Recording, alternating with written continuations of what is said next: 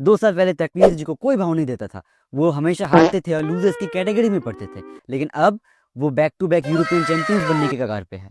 बेंचो ये लोग लूजर्स से विनर्स कैसे बन गए, आज हम ये डिस्कस करने वाले हैं। Let's hop into it. PSG एक ऐसा क्लब जिनके पास पैसा, फेम, सुपरस्टार्स सब कुछ था, लेकिन एक चीज हमेशा मिसिंग थी, यूरोपियन ग्लोरी।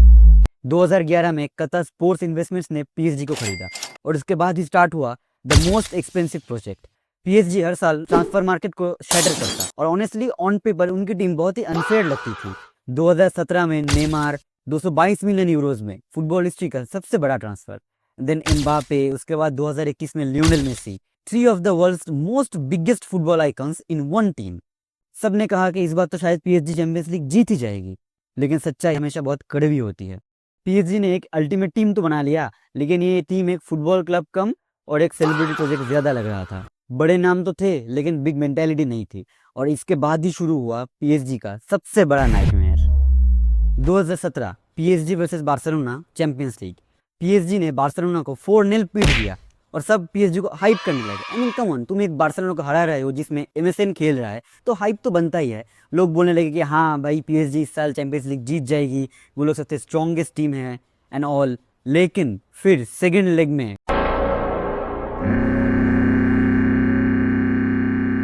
बार्सिलोना ने पीएसजी को अपने औकात दिखा दिया। 6-1, the greatest comeback ever in football history. I mean one of the greatest comebacks ever. और उसके बाद से पीएसजी पे द बॉटलर्स का टैग लग गया, जो कि आज आर्सेनल में है by the way. Anyways, PSG ने इससे भी सबक नहीं सीखा। देखो, जिन लोग के पास पैसा होता है ना, उन लोग को लगता है कि पैसा ही दुनिया का हर प्रॉब्लम सॉल्व कर सकती है। इसीलिए पीएसजी भी अपने पैसों के दम पर सुपरस्टार साइन करती गई। लेकिन इन रियलिटी फुटबॉल सिर्फ बड़े नाम से नहीं जीता जाता। मेसी, नेमार, एम्बापे, भाई ये अटैक को देख के ना ओपोनेंट के डिफेंडर्स के टैन गीली हो जाती थी। लेकिन इन तीनों का ना सबसे बड़ा प्रॉब्लम था कि ये लोग ट्रैक बैक नहीं करते थे। इसी वजह से मिडफील्ड में बहुत प्रेशर बन जाता था और टीम डिसबैलेंस हो जाता था।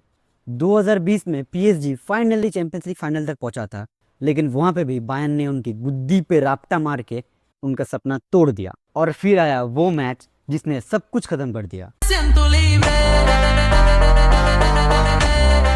PSG versus real Madrid.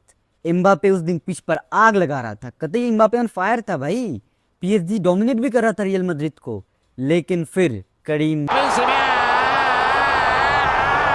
17 minute, बस 17 मिनट लगे रियल मैड्रिड को पीएसजी को डिस्ट्रॉय करने में।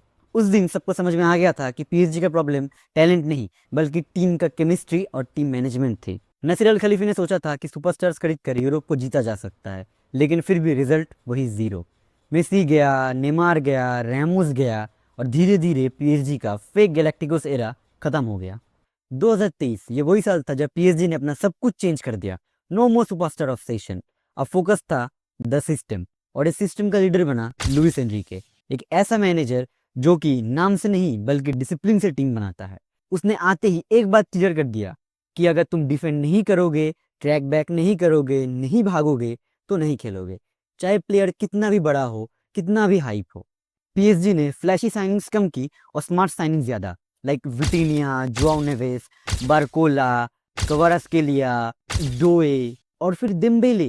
भाई डेम्बेले जिसे कि पूरी दुनिया थूकती थी, जिसे पूरी दुनिया इनकंसिस्टेंट बोलती थी, उसे लुइस एनरिके ने अपना वेपन बना दिया। अब पीएसजी सिर्फ अटैक नहीं करता, पीएसजी प्रेस करता है, कंट्रोल करता है, डोमिनेट करता है। पहले पीएसजी मोमेंट्स पे डिपेंड करता था, प्लेयर्स के इंडिविजुअल मैजिक पे डिपेंड करता था, लेकिन अब पीएसजी ट्रांजिशंस पे खेलता है, फॉर्मेशंस पे खेलता है, पैटर्न्स पे खेलता है। Every player presses, every player tracks back, every player follows the system. और इसी वजह से पीएसजी पूरे यूरोप को डोमिनेट करने लगी, क्योंकि वो सिर्फ अब एक टैलेंटेड टीम नहीं, एक कंप्लीट टीम है। 2025 में पीएसजी ने इंटर मिलान को यूसीएल फाइनल में हराकर अपना पहला यूरोपियन ग्लोरी अचीव किया। लेकिन किस्सा ये खत्म नहीं होता। इस करंट सीजन चैंपियंस लीग में पीएसजी ने बायर्न जैसी जायंट टीम को आउट क्लास करके फिर से फाइनल में पहुंच गया है और उनका फेस टू फेस है आर्सेनल के साथ। और शायद शायद पीएसजी इस बार back to back champions league जीत जाए।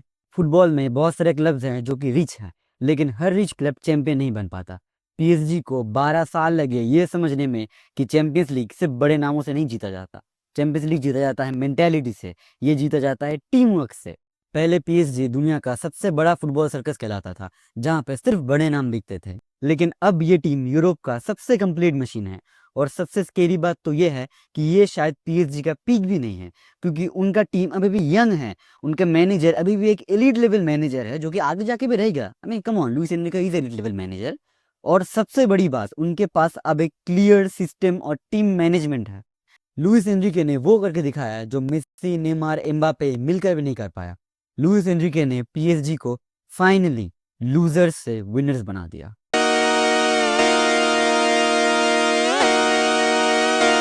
तो आज की वीडियो के लिए बस इतना ही। अगर तुम्हें वीडियो अच्छा लगा तो make sure to like and subscribe and click the bell icon. भाई यहाँ से सब्सक्राइब कर देना, बेल आइकन पे बता देना, क्योंकि सामने वर्ल्ड कप आ रहा है तो मजेदार कंटेंट आता रहेगा। तो मैं तुम्हें अगली वीडियो में मिलता हूँ फिर। आज के लिए पीस।